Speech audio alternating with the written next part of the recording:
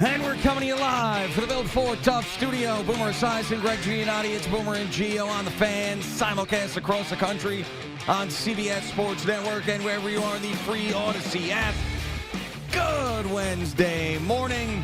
Really disappointing loss last night for the Knicks. And I know that with these playoff series, it's up and down, it's peaks and valleys, but we were looking for a dominant performance. We have been looking for reasons to believe that the New York Knicks could move on from this first round and beat the Boston Celtics. A reason to believe if they ever faced the Cleveland Cavaliers that they could beat that team. So we said it all yesterday. We'd like to see a rocking chair. We'd like to see another dominant performance by Karl Anthony Towns, and you just didn't get that. It was sloppy. They played some good defense, but outside of that, it was the worst offensive game that they have played in this series. I don't know what in the hell Tom Thibodeau was thinking at the end of this game. He's got to get Josh Hart and Jalen Brunson back in the game. You cannot watch this game just slip through your fingers with those two guys sitting on the court. And now they got to go back to Detroit for a Game 6. And the way that they have played at the Garden in this series is alarming. So, yeah, I'm annoyed. I'm disappointed. And I did not come away with a reason to believe they could beat the Boston Celtics after last night. Good morning, Boomer. How are you? Yeah, good morning, G. I'm disappointed as well. And I would just say that Josh Hart led all players with 9 tackles last night. I mean, it was insane how many guys hit the ground last night. It was physical. It was intense. It was competitive. It was everything that we don't see in the regular season in the NBA unless the two teams don't really like each other. And this was a game in which Karl Anthony Towns got in foul trouble.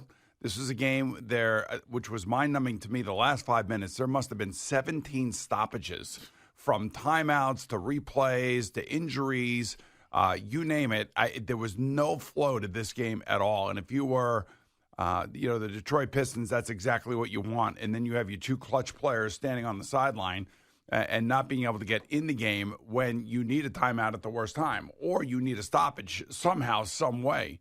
And for some reason, the only time the Knicks couldn't get, or the only time the game did not stop is when they couldn't get Brunson and Hart back in the game. Yeah, I mean, Tom Thibodeau could have used the timeout, but he's saying, or he didn't really come out and say it, but, the explanation would be, well, you need that timeout so you can inbound the ball in the front court late in the game. You don't want to be out of timeouts in that situation. Well, I'm sorry, that's not a good enough reason. Jalen Brunson and Josh Hart are this team. They're the DNA of this team. And Jalen Brunson was named the clutch player of the year for a reason. And to watch the series have to continue and the games slip away at home when you could finish them off with your heart and soul sitting there after coming out because of injury, ready to go back in and win the game is inexcusable. Well, you know what else that really bothered me about last night, and I know it was physical, I know it was defensive in nature, low scoring, was the amount of open shots that the Pistons had under the basket. Yeah. I mean, there were so many dunks and layups,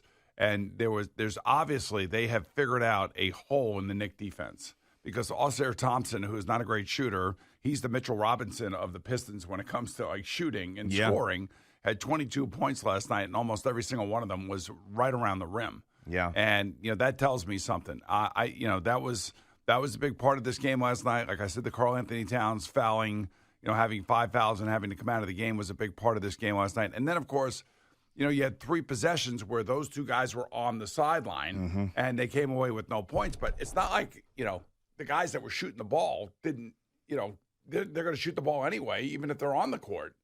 Like Karl Anthony Towns and Bridges, and they're going to shoot anyway. Sure, but I mean, to me, now we also Jalen Brunson's also taken over these games late in the games I know too. that, but this is also there was a point in the game last night where I thought there was a lot of Jalen Brunson dribbling again. Now there was a lot of that and I know he wants to take over the game. Believe you me, we want him to take over the game. But when he's not on the basketball court, the other guys have just got to pick it up. And Karl Anthony Towns did not have a great game. It wasn't anything like the two previous games. So if you want to look at last night, I would say when Karl Anthony Towns is at the top of his game, it's when the Knicks win. And that also goes along with Jalen Brunson.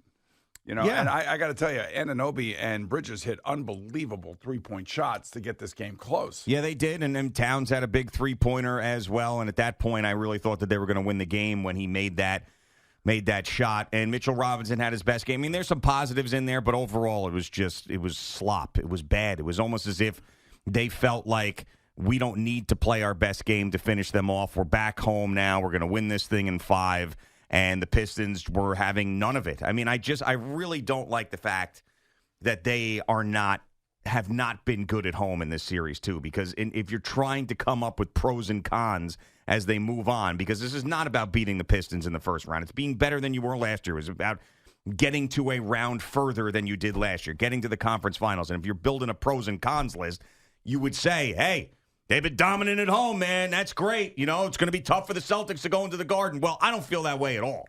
I mean, they played a million times better in Detroit than they've played at home, and that's got to stop. That's insane. You should have crushed them last night. I mean, I did in the beginning of the series, I did pick the Pistons in 6, so the Knicks in 6, I can't be so surprised. But as I sat here, with the way they played in Detroit yesterday, I was expecting more of a feet up, smack them around game than this crap we got yesterday. The only feet up, smack them around game is when the Cavaliers take on the Heat in such a big disparity between the two teams. Or the Celtics take on the Magic. Yeah, or like, listen, who else moved on? Indiana moved on. And the end of that game was insane. I mean, how Milwaukee lost that game is just beyond reality. Yeah, and we'll get to that with the Halliburton dad and everything. Just absolutely wild what happened at the end of that. So yeah, I mean, I know we go through this, went through this with the Rangers run last year. We go through this with the Mets and Yankees in the postseason. You lose a game, you feel terrible about your team. You win a game, you feel great about them. But I do think it's a little bit deeper than that with the Knicks, because we've been looking since the beginning of the season for signs that this group could be extra special. And there was another opportunity for them last night to show us that, and they failed. And, well, you also had 2 guys get injured and not get back on the court. But that's a problem. I mean, that's a coaching issue right there. Well, I would also say it's just bad timing. I mean, it's just really bad timing. He could have called a timeout and they would have been back in. I know that, and you know why he saved his timeouts. I would always say he was wrong about it, though. I remember when Pete Carroll used to coach and he used to say, there's no reason to hold on to your timeouts, guys, especially at the end of the first half. Like, if you have the ball in offense, you should be using your timeouts, assuming that you are in scoring position or trying to get into scoring position. Or you could be using them on defense to try to get the ball back. And that's the thing that bugs me the most about in the NFL is that sometimes coaches don't know how to use their timeouts, when to use their timeouts, why you would use your timeouts. And last night was proof positive of you have to use the timeout. You can't let those guys sit over there for 1 minute and 30 seconds. Yeah, and I know that they have a great relationship with Tibbs, both Hart and Brunson, but they had to be pissed about that. And Tibbs, after the game, is just not giving you an answer. He's not saying that was a mistake. He wasn't telling you why. He was like, well, you just gave a bunch of BS in the post game about why he didn't use the timeout. So, yeah, I mean, it's just the game just started off. It had that feel of like, man, this is going to be a grind tonight, yes, man. I know. There was no walkover. That first quarter was like, oh, man, these guys are not going to go away quietly. And Cade Cunningham had his best game. Yeah. And I would also think that if I'm sitting there watching it at home, so, we get to see all the replays and everything else. I don't know how it was at the Garden, but, man, there were a ton of football players in there, and this thing turned into a football game. Yeah. I mean, this was about as physical a basketball game as I can remember. Yeah, I mean, which is great. I mean, and Karl Anthony Towns, even though he didn't have a good game, he got into some foul trouble. Him and Jalen Duren were going at it, and Duren got the best of him a couple times. But I like to see him mixing it up like that. But obviously, he was nowhere near where he needed to be like he was in games 3 and 4. I mean, he has got to be. We saw it. When he is great, the Knicks can look like a championship team. And when he's not, they look like they can get beat by anybody. And it just feels like in a season where they should have taken a massive step forward, that they're basically, if and when they get through this series, they're going to walk right into a propeller. Yeah, well, yeah. I mean, and we were talking about this yesterday. You got to give the Pistons a lot of credit by the way they're playing. Yeah, absolutely. I mean, if I sat here and I legitimately tried to watch this game unbiasedly, you'd want to root for the Pistons. But I would also no, I don't want to root for them. But I would. So you said unbiasedly though. But I would no. What I'm saying is about the officiating. Oh, okay. I mean, I could sit here and argue if I were a Piston fan, but then again, like last night, I felt like they let a lot of things go last night. Well, they've been letting a lot of things go the entire series. I mean, there were guys ripping the balls out of each other's hands and on the ground, and feet moving all over the place. Another guy ripping the ball out of somebody else's hands, which benefits Detroit more than it benefits the Knicks. That's what I'm saying. Yes, 100%. So I think give Detroit a lot of credit for getting this to a Game 6 and to play the game the way it's being played is what I'm saying. Yes, right. And how the officials are really, truly letting them play. Yeah, which is great. And it's a totally different product than what we're used to in the regular season. That's why the NBA has a regular season problem. That's why they did this silly NBA Cup thing to get these guys to play in the regular season. But, the good teams are still the good teams.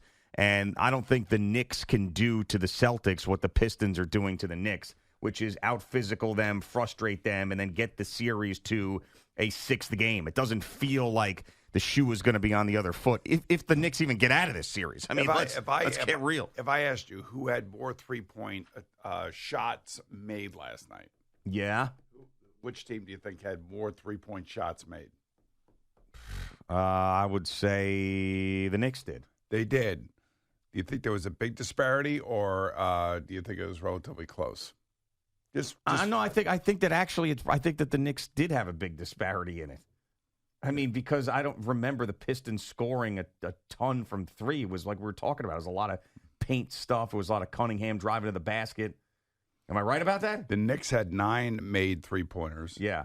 The Pistons 8. Okay, all right. Neither one shot very good from three-point shot. Yeah, it was not pretty. And that's the thing. Like when Karl Anthony Towns is hitting his three-point shots, he only took 4 of those last night. He was 2 for 4.